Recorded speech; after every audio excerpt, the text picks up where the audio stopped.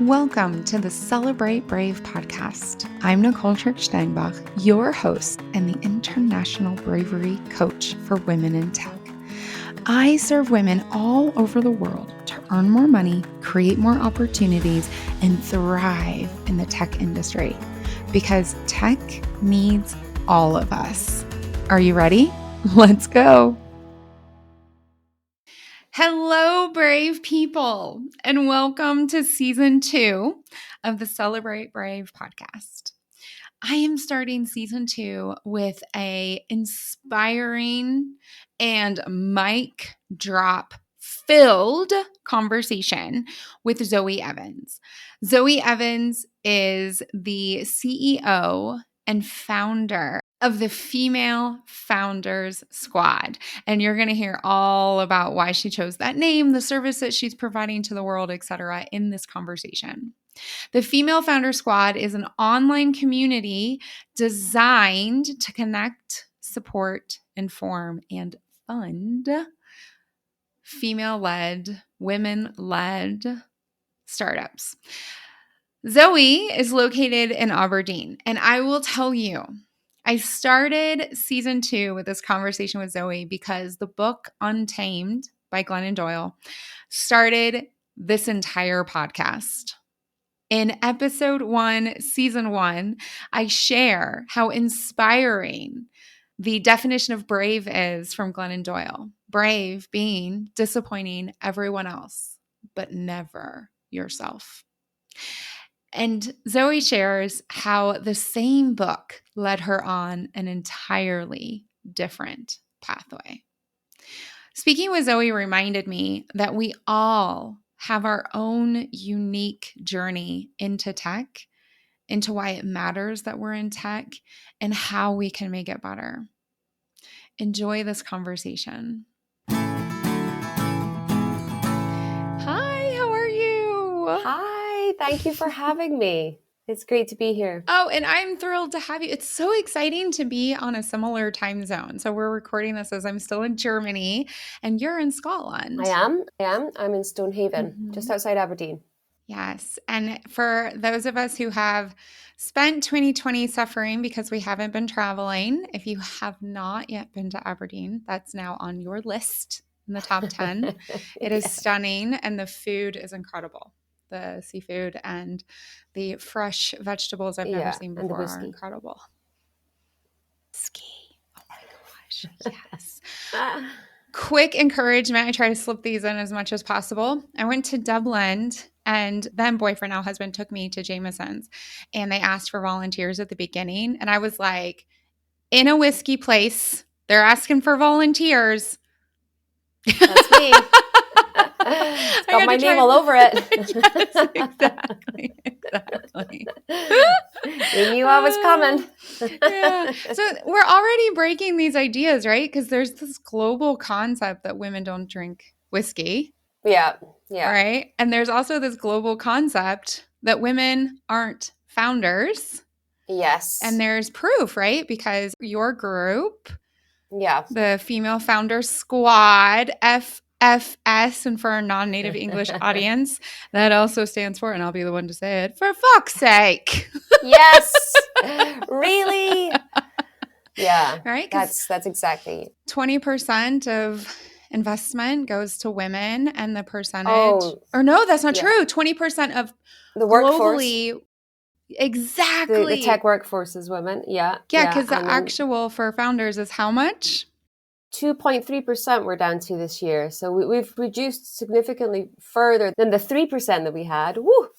I think, and this has been a record year for VC funding. So the States, the US had 156 billion VC funding in 2020, followed by China with 46 billion, and followed by the UK at 15 billion, which doesn't sound a lot compared to the US, but for the UK, for all those countries, it's a record year.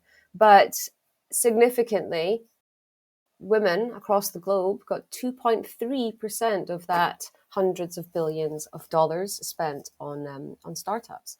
So COVID has reduced our VC funding back to 2017 figures.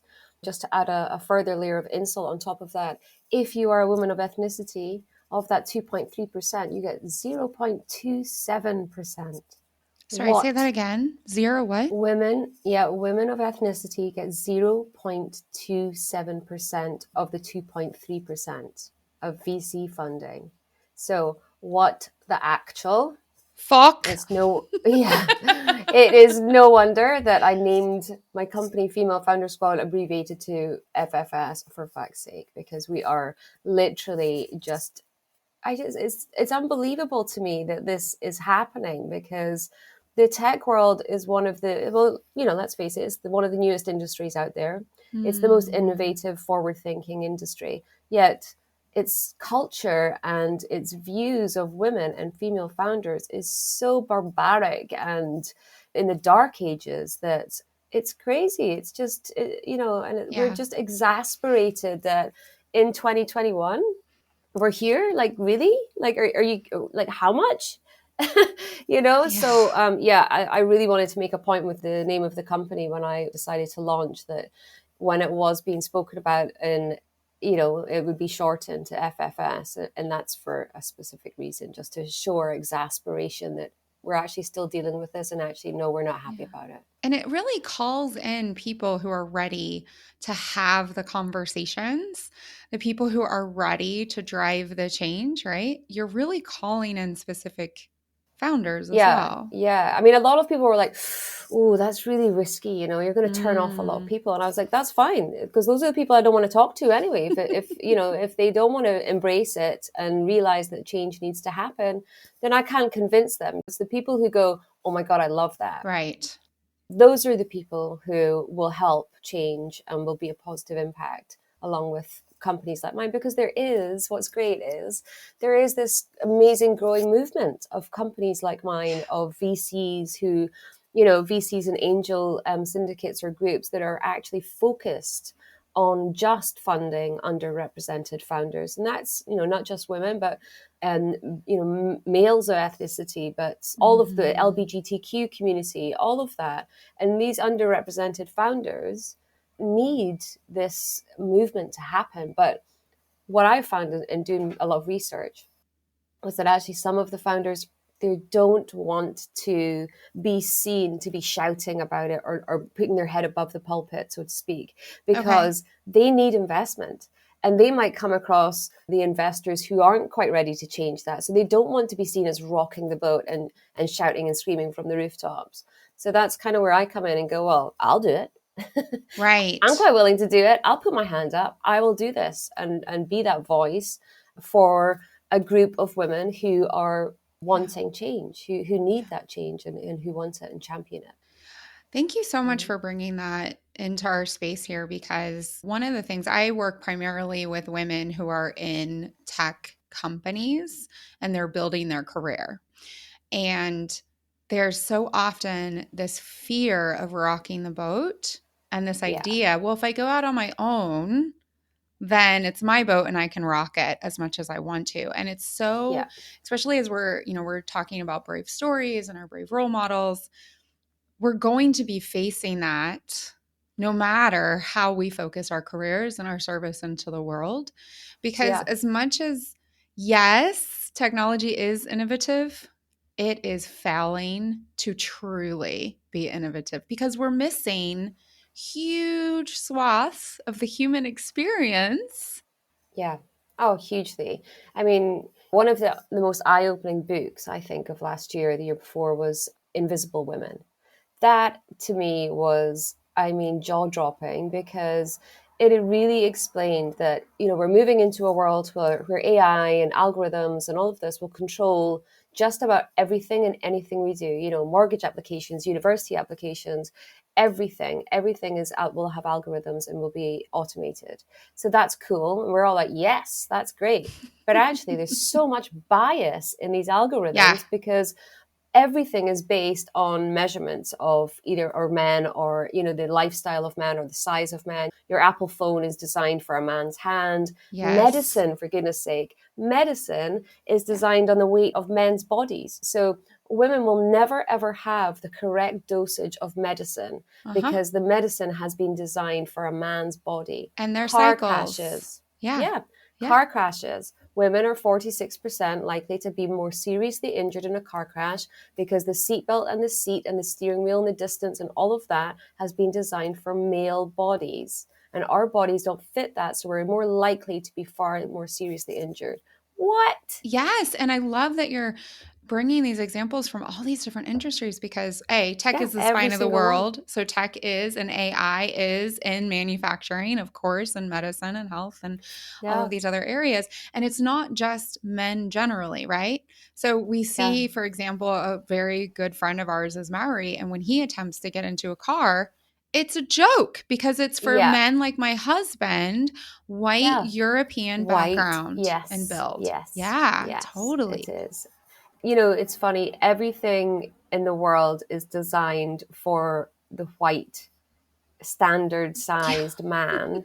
And what I find really funny about that is, I mean, it's, you know, history proves why that's the case, which is appalling in the first place. But what I find really, really surprising about this is that, you know, like when I was telling a lot of the guys I know that I was starting this company, a lot of them are founders because I worked in a tech incubator for a couple of years. So I was a community Yeah. manager and I was, you know, helping startups day to day anyway, mainly male startups because they were the majority of the Right. males in the incubator, right? So when I told them that I was starting this company, their first reaction was, well, what about me? And I'm like, wow, have you any idea how much privilege you have anyway, just in your whole day to day life? And the Yeah. minute you try and shout equality, they see it as oppression. Mm-hmm. So what's that Yes. about? It's like, Yes. why do you Yeah. see equality of other people to Yeah. you as oppression to you somehow? Because Mm-hmm. actually you are so privileged that you don't even know how privileged you are, that anything Mm-hmm. that you're not receiving and that somebody else is receiving in order to Yeah. get a small fraction of equality feels like your oppression. Like that's crazy to me. Yes. You know, and don't get me wrong, there's some males out there who champion that, which is great, but we need more of those. Absolutely. Absolutely. And I worked for a gentleman who gave me the phrase, one of those verbal, like, boom, aha, which is equality feels like oppression for the privileged.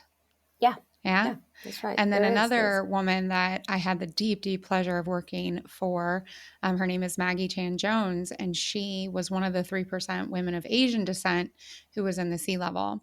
And she said to me, when we market to anyone outside of a specific identity, Yeah. the only people who don't feel like that could relate to them are the ones who are used to being marketed to, Mm-hmm. Mm-hmm. right? That's it. And Yeah. so, one of the things that I love to talk about is the Good Old Gals Network. I Yeah. love connecting. I mean, that's one of the reasons that I love having these interviews and these conversations, right? You've already brought data, you've brought books, you've brought yourself and your hugeness, your wonderfulness into this, right? It's inspiring for all of us. And when men specifically have said to me, well, what? I can't be in your network. I'm like, of course you can. Just like I Yeah. played that I was Superman as a kiddo, Yeah. you can be a member of the Good Old Gals Network. It's Yeah. just Yeah. it's just dependent on you deciding that that's a choice for you. That's it. Yeah, And you know, there are men out there who really do champion equality absolutely. and you know, the underrepresented, and that's great, but they're still not doing it to a level that we can hear them. It's like, I want to hear you more. And I Yeah. think that's the case. We're now just really just beginning this movement of, especially in tech specifically, that, and this is the thing as well, you know, of the 2.3% of women or female founders getting funding, the majority of those are white because 0.27% of them are from ethnic backgrounds. So, you know what? If you get there and you make it, you hold the door open and you make sure the women of Yeah. ethnicity come with you. Take them Yes. with you. This is Yes. not a them and us. This is a we are together. This is a sisterhood. This is a great book I read recently, Hood Feminism. It's amazing because it just gives every woman white feminist woman, a big kick up the ass, slap in Uh-huh. the face to say, no, you left Yeah. us behind. And the author is so right. Her name is Yeah. Nikki Kendall. Brilliant, Nikki brilliant book. Kendall. When Nikki you Kendall, yeah. mentioned it, I ordered it. Yeah, I was like, I it's need this. great. Yeah. It's great, but it is a wake up call. And she's right. She's completely right. It's like, we were fighting for feminism and equal rights back in the 50s and the 60s and said all of that. Us white women, we got it. We got the vote. But we forgot to leave the door open and take everybody with us. Yeah. Instead, we kind of got, well, we've got ours. Yep. Thanks. Yep. And in the United States and in Germany, we closed the door. We actively closed the door in Yeah. Germany and the United Yeah. States. I'm not And exactly sure that's the about. appalling, Yeah. side of it, Yeah. because it's Yeah. like, wait a second. If you're fighting for women's equality, you take every single woman with you, please. So that's my Yes. thing about FFS as well. It's definitely around, yes, we are underrepresented, yes, we are underfunded, but we are together. It's sisterhood over competition is our little slogan, and our ethos is founder first, and it's women of every ethnicity, not Yeah. just white. And community as service, which really inspired me, which directly relates to the brave story that you wanted to share with our Yeah. audience. Yeah, I guess so. So my brave story really came about, where are we, 2021? So 2019, I hear about this book that's going around. I'm like, what's this book? Glennon Doyle, Untamed. I'm like, why can I not find this book? It was sold out on Amazon. I'm like, I must find this book. Forgot about it for a couple of months, and then I heard about it again. And I was like, right, got the book, read the book in like 2 days. Like, I just couldn't put the book down. Children were neglected, nobody was fed. I'm like, no, mommy needs to read this book.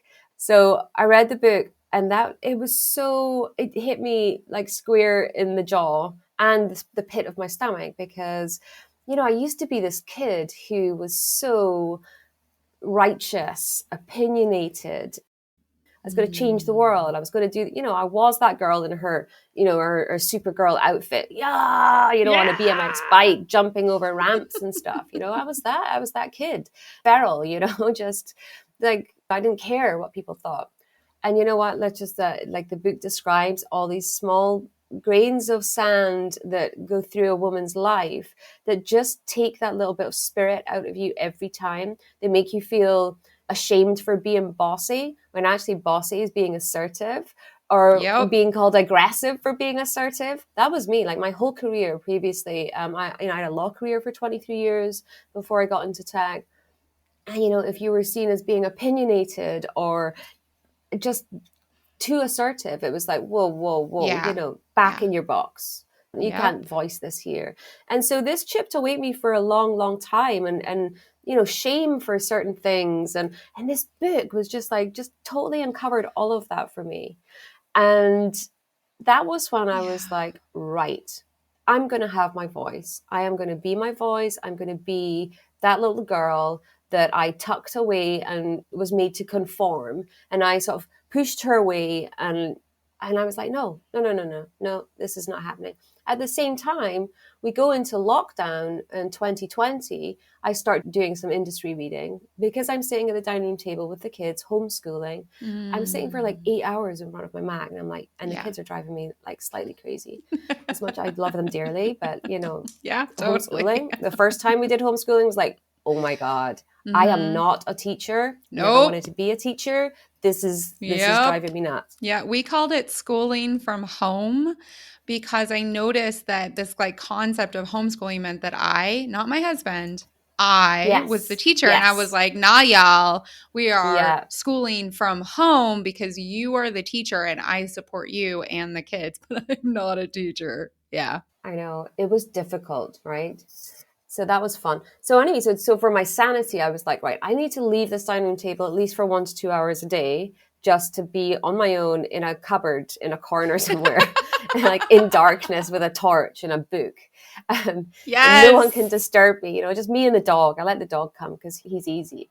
So I started reading all these industry reports. So I'm reading things like the British Bank and Diversity VC report. I was reading this Rose report that came out. I was reading I love Always. It's an organization in the US that totally backs underrepresented founders. It's brilliant. Their reports that were coming out. I'm reading all of this, and just really for the first time understanding the inequity in tech for female founders, because I've been working in tech at this point for 2 years as a community manager in a tech incubator. And what is surprising for me, I remember the first day on the job, my boss was said to me, it's very well known that women in tech don't get funded. And for some reason, and I couldn't for the life of me figure out why I didn't question that then, because I am annoyingly curious. And I was just like, okay, and just let that go. So that was the June or the February before this. So for the full year, I'd let that slide. At the end of 2019, read the Glennon Doyle book. Come into March 2020, I'm reading these reports around just the gravity of the inequity in tech. Yeah. That's it. That's instantly it. This fire in my belly Mm-hmm. alights. And I'm like, okay, I need to do something here, and I need to do it. I need to be brave, because I am going to stop conforming. I'm going to stop keeping quiet. I'm going to stop enabling the status quo by being Mm-hmm. silent.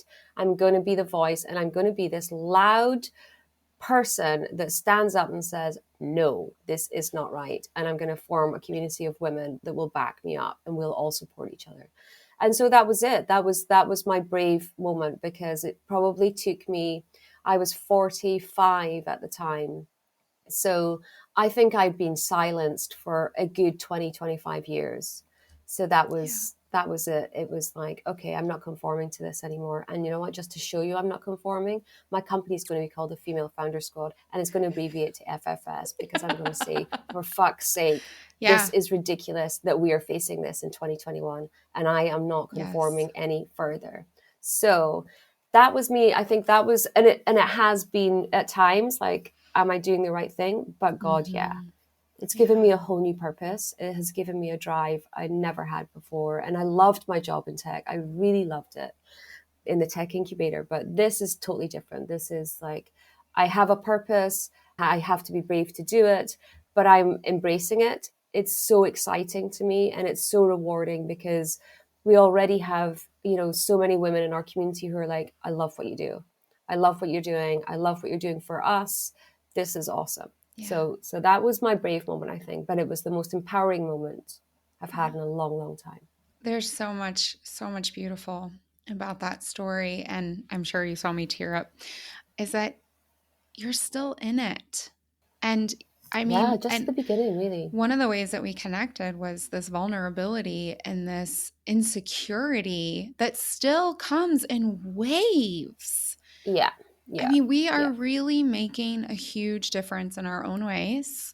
Yeah, And absolutely. often I still look into the mirror and go, am I really doing this? Yeah.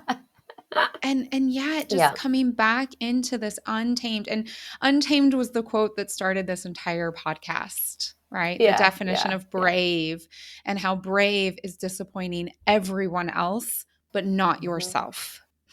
And yeah, coming into that untamed space more and more often and saying, not that, yes, this.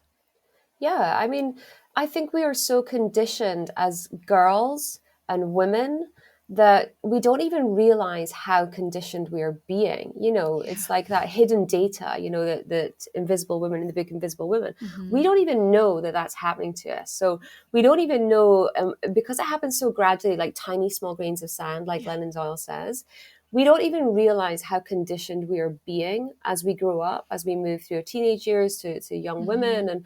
And then each step of the way, if we're not conforming, or we're not living up to society's expectations of what young women or young girls or women are supposed to be, we're given a sort of feeling of shame, or put down. Mm-hmm. And actually women do it to other women as well, which is Oh, crazy. yes. Yeah.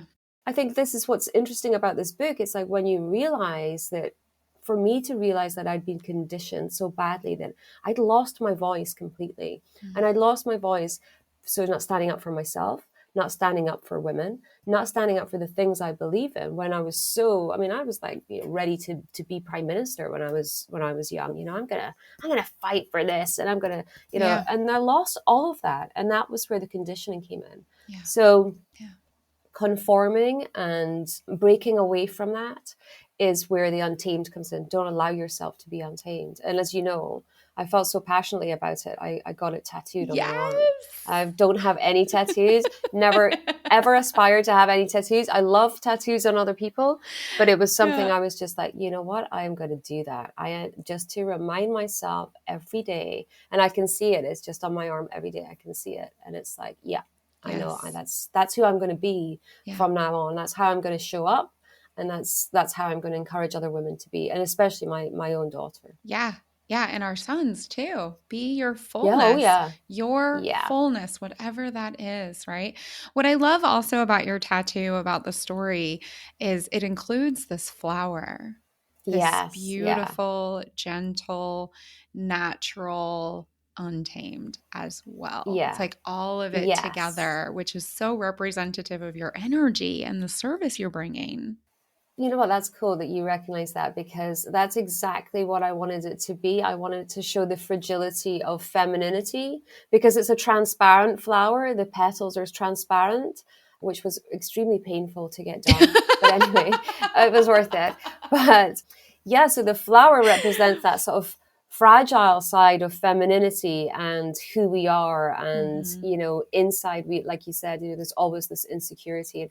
Don't even get me started on the imposter syndrome thing. You know what I feel about that. But it's just about, you know, have that fragility, have that vulnerability. We all know how vulnerable these tiny, the most fragile of flowers are, but yet they're Yeah. strong enough to withstand the rain and the wind. And so it has that. But in the stem is the word untamed. Yes. So it's be both. It's still remain the fragility and the vulnerability of, and the wonderfulness of being Yeah. feminine, but at the same time make sure you're untamed to any conforming expectations of society, and be you, Yeah. you know. Yeah. Live into and up to your own expectations. Yeah. Yeah, yeah, Yeah. yeah, exactly. And speaking of, who is the brave role model that you'd like to share with us? Oh, you know, I think for me, it has to be. There's so many women that I really admire in today's world, but well-known women, famous women. I love Oprah. I love Michelle Obama.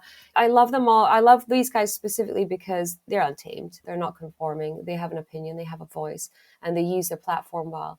But brave for me is my heritage. It's every single woman that has been in my family. I think the women in my family, we are strong, strong women. My mom and my grandmother specifically. I mean, you know, my granddad called my grandmother Tiger, and that was for a reason. You know, she was just this amazing woman. If you mess with her kids or her family, beware.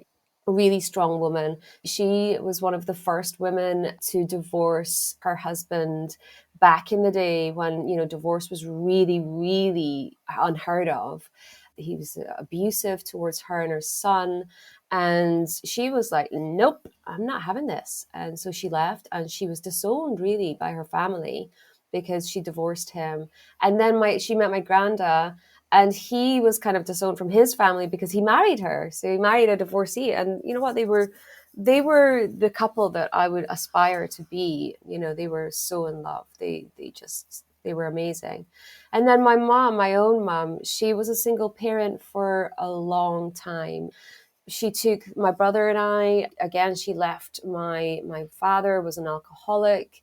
He wasn't abusive in the sense, but he was ill. That wasn't an environment to bring up two kids. He burnt our house down and left us with nothing. And, you know, she just got on with it. She just took us. My brother was less than, I think, a year or maybe just a year old at the time. Wow. And, you know, she started over, and she never asked for a penny from him. She didn't want anything from him. And I think that my brother is one of the most amazing human beings in the world. So she did the best job with him. And I think he says Mm. the same about me. So, you know, I think she did a really great job. I And think so she, you know, too. I think yeah, so thanks. too. She just inspires me because, you know, she made me realize, don't sit and take a bad Right. life. You know, if you want to make a good life, you go and you make it yourself, and you can be anything you want to be. Everybody is equal. Yeah. That was her thing. You know, you can be anything you want to be. So just do it. I guess just the things, and if something isn't working out, just change it. Just Yeah. have the freedom to do it, and Yeah. always have the bravery to do it. And with no money, it's Yeah. like you don't need money to do it. Just pack a bag, take your children, off you go, and life will work out for you because it is what you make it. And that was a good lesson for me, very young. Yeah. One of Yeah, the powerful things that I've learned through therapy is that a choice was made with a certain set of experiences, knowledge, expectations, assumptions. And when any yeah, of those change, free choice, yeah, right? yeah, And part of that is who I am on the inside. And that power and that role modeling, that it's always a good time to make a different choice. yeah, yeah. Talk about brave. Talk about Yeah, no, brave. seriously. Yeah, I mean, my mom took us to when she left my dad, he burned the house down. So we literally all our clothes, toys, like everything gone. We had nothing, and we went to a woman's refuge house for a long time, Yeah. and we lived there. And it was not like lie in bed, feel sorry for yourself. It was like, right, let's go. Yeah. This is good. This is just a new chapter. This is just something else. That's where that sort of freedom of always knowing that if life isn't working out for you the way you want it, and Mm-hmm. you're not being treated Mm-hmm. the way you want to be treated, just change Yeah. it. It's really simple. It's just really, really simple. And I think it's really important for women to know that they always have that freedom to You do that. used a turn of phrase that, wow, this isn't what I call happiness. Yeah, How yeah, yeah, stunning. Because it's about our internal yeah, lives and our experience as individuals in a greater society. This is what I call happiness. yeah. I mean, the thing is, everyone has their own expectations of what happiness is. They have their own definitions, they have their own perspectives on it.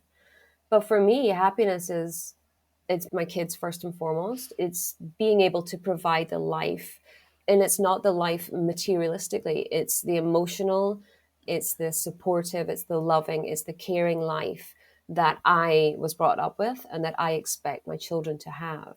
And so when my life wasn't going that well for them, I knew that was when I had to make the choice to give them the happiness that Mm-hmm. they weren't experiencing. You get one life, and that's certainly something my mom taught me. One life. Do if it's not working out, move it. Yeah. Only you can change it. Only you can give yourself the life that you want. So if happiness isn't working and it's not there, then That go is find it. just, thank you for that gift. What an incredible, You're welcome. what an incredible turn of phrase that's actually a viewpoint into how to Mm, live a life. This yeah, is what happiness looks like for me. yeah, yeah. And that's it. That's it. That's everyone Yeah. should feel like that, Yeah. right? And of course, life is, to keep it simple, 50-50, right? We'll have moments of like physical hunger. And sometimes, I mean, sometimes I still have envy or disappointment, exhaustion, etc. But Yeah, it's about having ever more moments of personal pride in myself and yeah, connectedness with others, confidence, joy, hmm, acceptance. Yeah, totally. This is what happiness yeah, looks like yeah, for me. I am so grateful for your time and for the just the incredible wisdom that you brought in here and additional resources. I'll make sure that the books are listed in the show notes. yeah. I am going to encourage people Yes, already to check out your podcast. Y'all, it's called the Female yes. Founder Squad Podcast, and it blows the Hmm. expectations away. The stories are so unexpected, connective. It's true. I'm just, please go check it out. But how else can people stay in touch with your story, learn more about your platform? Yeah. So the platform just now is going into V2. So we're just at the moment redeveloping that. This is Yeah, in June 2021. It's going through yes, redevelopment. Yep. yes. So we're just coming towards the end of June. We're going to redeploy the platform I have a digger outside my window. Can you hear that? I'm like, what? So we're going to relaunch the platform at the end of August. The platform the first time was really about connecting with women to give them support that they needed, because being a female founder can be isolating, it can be lonely, and you go unfunded like we discussed. But it was there to sort of connect and support like-minded women. But the second platform, I realized that there's far more I can do with that platform, because there's three main areas. I used the first platform as like an MVP. So I created hypothesis, and I created validation around three main areas. So the three main blockages for female founders are: one is learning, because not every female founder has the time or the capability to join an accelerator program and do something full Right. time for 12 weeks. So there's a huge piece of knowledge that's missing, especially around the methodologies that we use in tech, like lean methodology and Right. project management, like agile, and all these frameworks that really help form and create successful startups. So that was one of Exactly. the things that I really noticed with our members, that was kind of missing, and they really wanted it. They really, really wanted it. They were keen to learn. There's also this area that no matter how awesome your MVP is and your product launch and all of that, if you're a female founder that's unfunded, you have a really small marketing budget. So what I want to do in the next platform is build a showcase platform, kind of like a marketplace. And it will Okay. be the first female-led tech marketplace. And that will really provide the global reach for each of the members' startups, because the money coming in from the platform through the subscription model, a good chunk of that will go in marketing this marketplace. So as our membership grows, the marketing budget for the marketplace will grow hugely. Therefore, the customer reach of every single startup listed in that marketplace is essentially free marketing for them. Yeah, it's But I want to amplification. showcase, Yeah. I just want to showcase female-led products and services and give them that global exposure that they want. So that's happening. And then thirdly, and probably one of the most important ones, is the investor matching tool. We know 2.3% of female founders get funded Yep. across the globe. So for me, the data has screamed out for such a long time that this process doesn't work. This process of VC Mm-hmm. funding, angel funding, was designed and built by men for men, like everything else in the world that Yep. we discussed, as intelligent, amazing, awesome women. Why are we not finding our own route to funding? Why have we not created this? Why have we not designed something that works for us? So this is me trying to do this. So this is the investor matching tool, which will take, once you've gone through that sort of knowledge learning, you know what your storytelling is, you've got your pitch deck, you know what kind of Yep. funding you want. Not every woman wants angel or VC funding. And so we have a list of every kind of investment or funding organization within the matching tool. And we'll match you up to those funders. So this is an alternative route to funding for female founders. And we're just gathering all these funders at the moment. We've got some really big VCs in there already and some angels. And Excellent. we've even got government level funding as well, which is great. So this, I think that's, really, really important. So the platform really is the knowledge, the marketplace, and the investor matching tool. But always at the heart of it is the community. It's founder first ethos. That's it. We're here to help, support, give you the exposure that you need, and get you the funding that you need, so that we can start really reducing these crazy inequitable figures, Yeah. and get women the opportunity. That's it. Just give them the same opportunity as the guys, because the data shows that once the female-led startups have the funding, they're more Uh-huh. successful. They're 33% more successful. Yep. So yeah. So that's that. So yeah, we're going for launch in August, which is exciting but terrifying because there's so much to do. Well, I am rooting for you, and I'm sure Yes. so many of our listeners are as Yeah. well, Yeah. because quite frankly, we deserve a different industry. Yeah, Yeah. you're right. No, I just want to say, and anyone who wants updates or wants to join the waiting list, you just go to femalefoundersquad.com.